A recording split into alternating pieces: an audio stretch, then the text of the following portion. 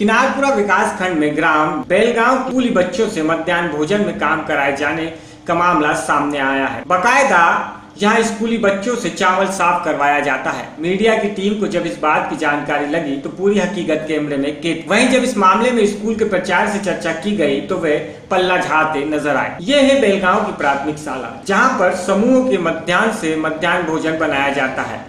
आप साफ तौर पर देख सकते हैं कि कक्षा 5वीं की बच्चियों से इल्ली लगा चावल साफ करवाया जा रहा है। यह काम बच्चियों से उस वक्त कराया जा रहा है जब स्कूल के बाकी बच्चियां क्लास में पढ़ाई कर रही हैं। इस मामले में समूह की महिलाओं से चर्चा की गई तो उन्होंने बताया कि समूह के अन्य लोग छुट्टी पर हैं। जब प्राथमिक शाला के प्राचार्य से काम कराए जाने के संबंध में बात की गई तो उन्होंने अपना पल्ला झाड़ते हुए क्या कहा, आप भी सुनिए।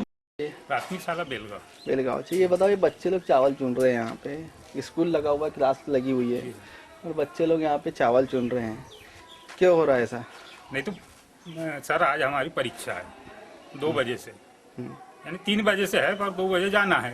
अब वो बाई अकेली चाहिए तो मैंने केवल वही बच्ची को बोला था जब थोड़ा सा साफ करने लगा, अकेली है। बाकी ये बच्ची या तो पता नहीं इसकी आई होगी, इधर इसकी छुट्टी मांग के और इधर आ गई, लेकिन मैंने उसको भेजा ही नहीं और हम भेजते भी नहीं है। कुछ लोग बताए कि ये पहली बार नहीं है, पहले भी बच्चों से यहाँ पे काम करवाया जाता है, खाना बनाने के लिए बोला जाता है, साथ में हेल्प करा। ऐसा नहीं होता यहाँ पे। नहीं, 2 बाई आती है, दोनों काम करती है। अच्छा, तो वहाँ भी 3 बाई आती है, 2 बाई काम करती है। अभी भी काम कर ही रहे बच्चे? नहीं तो वो तो मैं तो खुद ही बता रहा हूँ सर कि आज वो परीक्षा कारण केवल उनको चावल देखने के लिए। बच्चों की पढ़ाई का नुकसान हो रहा है कि नहीं, बताओ। अब आज एक बच्चे नहीं ये बताओ, ठीक है, बच्चों का नुकसान हो रहा है ना, बाकी बच्चे पढ़ रहे हैं वहाँ पे, कुछ बच्चे इधर साइड में काम कर रहे हैं, तो इनका नुकसान हो रहा है कि नहीं? मैं इनको नहीं भेजा ना जी, केवल वो एक बच्ची को बोला था जा रहे आज के दिन कही थी। नहीं तो बिना आप लोग के परमिशन कैसे आ गए बच्चे फिर यहाँ? नहीं तो वो केवल तुमको भेजा था मैंने। बालाघाट से मुकेश भट्ट की रिपोर्ट।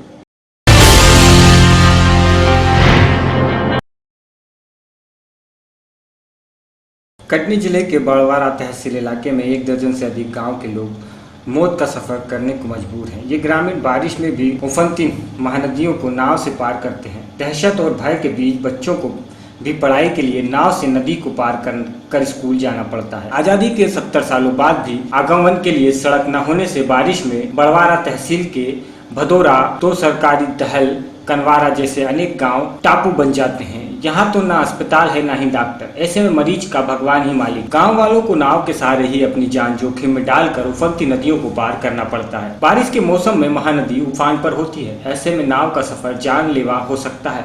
पहले भी घटनाएं हो चुकी हैं, फिर भी प्रशासन से लेकर जनप्रतिनिधि की उदासीनता ही कहा जाएगा। स्कूल जाना है तो नदी पार कर जाना पड़ता है, लेकिन नाव किसी दिन टूट गई या पानी भर जाता है तो हम नहीं जा पाते। महीने हफ्ते हो जाते हैं, हम स्कूल नहीं जा पाते। ये कहना है स्कूल के बच्चों का। परेशानियों का सामना करना पड़ रहा है आप लोगों को स्कूल आने जाने में।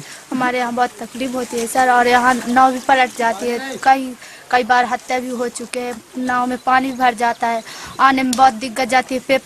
जब पेपर आते हैं तो आ नहीं पाते, नाव भी नहीं लगती तो घूम कर आना पड़ता है, और 1-2 महीने आ नहीं पाते स्कूल भी सर। यही परेशानी जाती है। ये आपने अपने शिक्षकों से बताया है, प्रचारों से? जी सर। क्या नाम है बेटा आपका? अर्चना के बेटा। ये बताओ बेटा, क्या परेशानी जाती है? सर मैं घर से आता हूँ, अगर यहाँ नाव में अगर पानी भरा हुआ तो हम टाइम खत्म हो जाता है, टाइम से नहीं पहुँच पाती स्कूल। और अगर कभी नदी आ गई ज्यादा तो नाव भी नहीं चल पाती है, घूम कर जाना पड़ता है। अगर जाए तो इतने से गड़ जाते हैं वहाँ कीचड़ से। वहाँ से जाना, मुमड़ार नदी है एक, वहाँ से जाएंगे तो वहाँ भी आ जाते हैं, तो कभी नहीं जा पाते वहाँ से। 2 महीने की 1 महीने 1 हफ्ता कुछ भी पता नहीं कितने दिन में जा पाएंगे हम स्कूल। क्या नाम है आपका? मेरा नाम जितेंद्र कुमार पटेल। वहीं जब हमने कटनी कलेक्टर से इस बारे में जानकारी ली तो उन्होंने बताया कि यह मामला मेरी जानकारी में है, इसकी मैं जांच करवा रहा हूं। बताइए, आप यहाँ के शिक्षक हैं, क्या परेशानियों का सामना करना पड़ता है? ये बारिश के दिनों में तो बहुत सारी दिक्कत होती है। बच्चे स्कूल कई दिनों तक आ ही नहीं पाते, और आते भी हैं तो बहुत रिक्स लेके आते हैं। तो इससे हमारे यहाँ पे विद्यालय पे प्राचार्य SB सिंह द्वारा बोला जाता है कि आप लोग भी नदी तक जाके और एक बार थोड़ा सा बच्चों को देख लिया करें कि उनके साथ कोई घटना ना हो, संभाल के आना जाना, कोई लापरवाही ना करें। तो हम लोग भी नदी तक आते हैं और ये हम देख रहे हैं बच्चे यहाँ कई सालों से पढ़ रहे हैं और इनकी आज तक कोई सुविधा उपलब्ध नहीं हो पाई है। बच्चे काफ़ी परेशानी का सामना करके भीगते भागते कईयों के बस्ते नदी में बह जाते हैं, बहुत सारी समस्या होती हैं। फिर भी बच्चे आते हैं, इनमें पढ़ाई में उतनी अच्छी गुणवत्ता भी नहीं रह जाती क्योंकि नियमित बच्चे हो नहीं पाते। और आज देखा जाए तो स्वतंत्रता के कई वर्षों होने के बाद भी बच्चे आज इस तरह का परेशानी, इस तरह का सामना झेल रहे हैं। गांव-गांव प्रधानमंत्री सड़क परियोजना आ गई, हर जगह विकास हुआ है, हर जगह सड़क मार्ग पहुंच चुके हैं गाँव तक, लेकिन आज भी हम एक ही ऐसा गांव और भी कई गांव हैं जो कि नदी के उस पार हैं। कितने गांव हैं? 1 दर्जन से? ये 2-3 गांव हैं सर जो नदी के उस पार से बच्चे अपने यहाँ पढ़ने आते हैं और इनमें कई सारे बच्चे हैं, 40-50 बच्चे अपने हाई सेकेंडरी स्कूल में आते हैं और छोटे छोटे बच्चे हैं, इसमें कई सारी दिक्कतें होती हैं। क्या नाम है आपका? मेरा नाम सुरेश पटेल। प्रतिदिन नदी पार करके नाव से आते हैं। बसाड़ी गांव का मामला हमारे संज्ञान में है। उसमें यह है कि वो गांव सड़क मार्ग से जुड़ा हुआ है और सड़क मार्ग पर ही स्कूल भी है, परंतु वो एक अन्य गांव नाव से आना जाना पसंद करते हैं। हम लोगों ने ब्रिज कॉरपोरेशन से निवेदन किया है कि वो लोग महानदी के ब्रिज बनाने के लिए प्राक्कलन तैयार कर लें और सक्षम इस तरह से स्वीकृति भी ले लें, परंतु गांव रास्ता में ऐसे कनेक्टेड है और स्कूल भी रास्ते पर ही उपलब्ध है। प्रतिदिन नदी पार करके नाव से आते हैं। बसाड़ी गांव का मामला हमारे संज्ञान में है। उसमें यह है कि वो गांव सड़क मार्ग से जुड़ा हुआ है और सड़क मार्ग पर ही स्कूल भी है, परंतु वो एक अन्य गांव नाव से आना जाना पसंद करते हैं। हम लोगों ने ब्रिज कॉरपोरेशन से निवेदन किया है कि वो लोग महानदी के ब्रिज बनाने के लिए प्राक्कलन तैयार कर लें और सक्षम इस तरह से स्वीकृति भी ले लें, परंतु गांव रास्ता में ऐसे कनेक्टेड है और स्कूल भी रास्ते पर ही उपलब्ध है। कटनी मध्य प्रदेश से यश खरे की रिपोर्ट।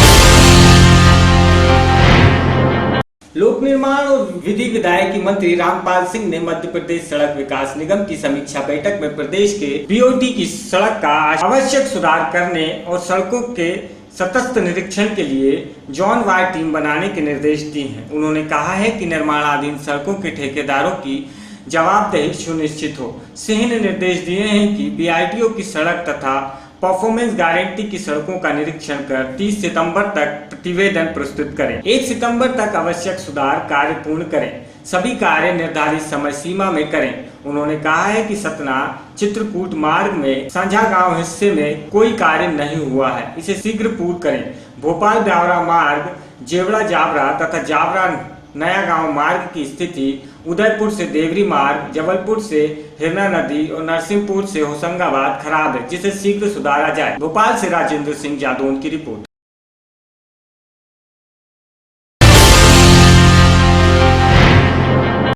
मोहल्ला रहवासी जन कल्याण समिति ने आज पत्रकारों से चर्चा करते हुए कहा कि प्रदेश के माननीय मुख्यमंत्री द्वारा की गई पूर्व घोषणा अनुसार कॉलोनियों को नगर निगम में हस्तांतरित किया जाए। हमारी संगठन की मांग है कि लाखों रुपए का संपत्ति कर नगर निगम को प्रतिवर्ष जमा कराया जाता है, किंतु नगर निगम की संवेदना अवैध बताई जा रही है तथा जो मूलभूत सुविधाएं कॉलोनियों को दी जानी चाहिए वह प्रदान नहीं की जा रही हैं। इसको लेकर आज पत्रकारों से चर्चा की गई।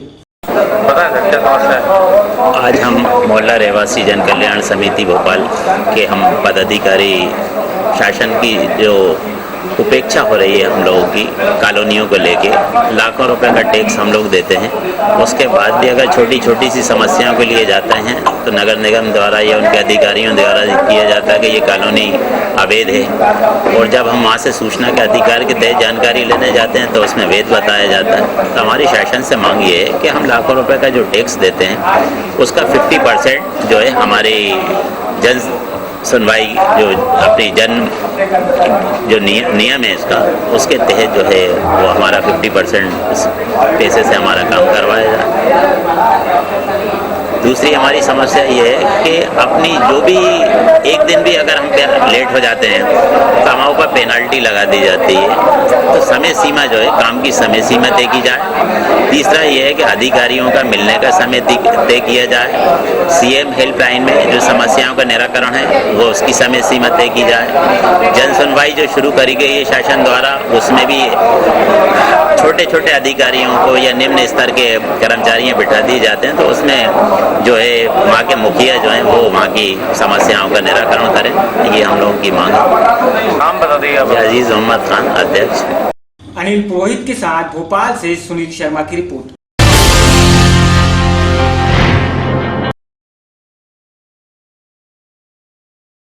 कटनी के विजय राघवगढ़ थाना क्षेत्र का ग्राम पिपराहाट हैजे की चपेट में आ गया है। 2 दर्जन से अधिक लोग उल्टी दस्त के चलते गंभीर बीमार हैं। परिजनों व ग्रामीणों द्वारा पीड़ितों को जिला अस्पताल में भर्ती कराया गया, जहां उपचार जारी है। वहीं एकदम से फैले अंत्रशोथ के कारण स्वास्थ्य विभाग में हड़कंप की स्थिति निर्मित हो गई है। गांव में फैली इस बीमारी से स्वास्थ्य विभाग के दावों की पोल भी खुलकर सामने आई है। इससे साफ जाहिर होता है कि यहाँ ANM, आशा व आंगनबाड़ी कार्यकर्ताओं सहित सेक्टर प्रभारी द्वारा निगरानी नहीं की जा रही है और न ही लोगों को जागरूक किया जा रहा है। मरीजों के परिजनों ने बताया है कि गांव में बीमारी का प्रकोप 2-3 दिन से जारी है। पहले दिन लगभग 2 दर्जन लोग उल्टी दस्त के शिकार, शनिवार को बढ़कर 40 तक पारा पहुंच गया। लगातार बीमारी लोगों को चपेट में ले रही है। इससे ग्रामीणों में दहशत का माहौल है। जिला अस्पताल में भी मरीजों को ठीक से उपचार नहीं मिल पा रहा है। मरीजों को जमीन पर लेटाकर बगैर बेडशीट के उपचार करने पर मजबूर है स्वास्थ्य विभाग। स्वास्थ्य विभाग की मनमानी व लापरवाही का खामियाजा मरीजों को भुगतना पड़ रहा है। अभी तक इस बात की पुष्टि नहीं हो पाई है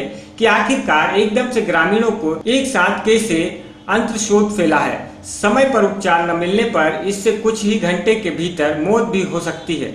वहीं डॉक्टर ने भी ग्रामीणों से सावधानी बरतने की बात कही है और अब डॉक्टरों की टीम गांव-गांव जाकर पीड़ितों का इलाज कर रही है।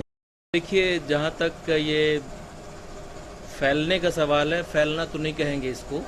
बरसात के समय में कुछ ज़्यादा केसेस आते हैं, वही केसेस आए हुए हैं, लेकिन स्थिति तो पूरी तरह से कंट्रोल में है। हमारे जिला चिकित्सालय कटनी में कुल टोटल 38 केसेस एडमिट हैं उल्टी दस्त के, जिनमें से करीब 22 केसेस पिपरहटा के हैं और बाकी केसेस अन्य जगह के हैं। और इन 38 केसेस में 25 केसेस मेल के हैं और 13 केसेस एडल्ट हैं। दूसरा पिपरहटा में है, वो पिपरहटा के जो केसेस हैं उनमें एडल्ट्स 14 हैं और बच्चे 8 हैं। हमारे आरएमओ साहब ने, हमारी मैट्रन ने और मैंने स्वयं सबको पर्सनली देखा है और उनका मुलायजा किया है, उनको मॉनिटर किया है। सबका इलाज ठीक चल रहा है, कंट्रोल के अंदर। हाँ, जहाँ तक ग्रामीण क्षेत्रों का सवाल है, हमारे ज़िले के कलेक्टर साहब श्री विशेष जी और हमारे मुख्य चिकित्सा अधिकारी साहब अभी फील्ड में ही है और पिपरहटा ही गए हुए हैं, ऐसा पता चला है। तो वहाँ वो लोग पूरी तरह से मुस्तैदी के साथ चीज़ों को देख रहे हैं, संचालन कर रहे हैं, उनका मैनेजमेंट करवा रहे हैं।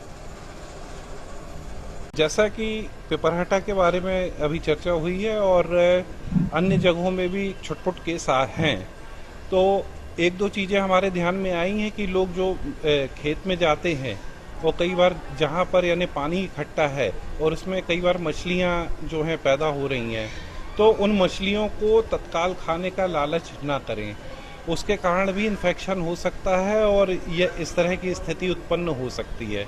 दूसरा ये है कि आसपास से अपने क्लोरीन की गोलियां प्राप्त कर लें और जब भी जाएं तो कोई ना कोई ऐसे बर्तन में पानी ढक के रखें और क्लोरीन की गोली डाल के रखें और उसका ही सेवन करें। यही सावधानी रखेंगे तो हम काफ़ी हद तक बीमारी और मृत्यु, संभावित जो मृत्यु है वो रोक सकते हैं। Thank you. क्या हो गया था? पता नहीं, वो उल्टी दस्त है, पूरा गांव तो आ गया है। पिपराहटा नाती है। हमारे गांव में उल्टी दस्त की बीमारी रही तो अपने पोता को ले आया हूँ। उल्टी दस्त की बीमारी में ही पूरा गांव आया है, करीब 40 आदमी आया है। कल लेके आए उल्टी दस्त कल से उल्टी दस्त। अभी तो बाटर चढ़ी तो थोड़ा आराम है, विश्राम नहीं चल सका। अब पूरा पड़े हैं ना, मैं वहाँ तक वहाँ है, वहाँ पूरे पड़े हाँ पड़ा है नहीं चल सका आदमी होगा 40 आदमी से कम नहीं होगा। क्या नाम है आपका? विश्राम टिकराहटा। कटनी मध्य प्रदेश से यश खरे की रिपोर्ट।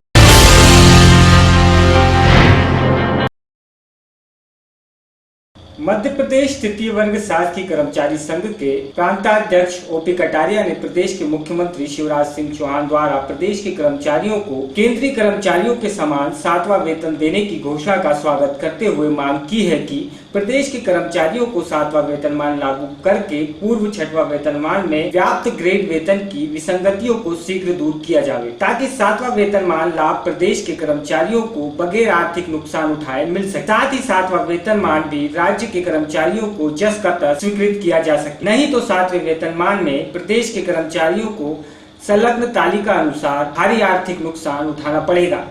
चार्ट के द्वारा जो हमारे कर्मचारियों को नुकसान हो रहा है 6वें वेतनमान में, उसमें हम 1025 से लेकर 2250 रुपये पर कर्मचारी को, जिसमें 57% कर्मचारी राज्य का आता है, उसको ये नुकसान हो रहा है, जो कि राशि लगभग 6वें केंद्रीय वेतनमान में 2000 होती है।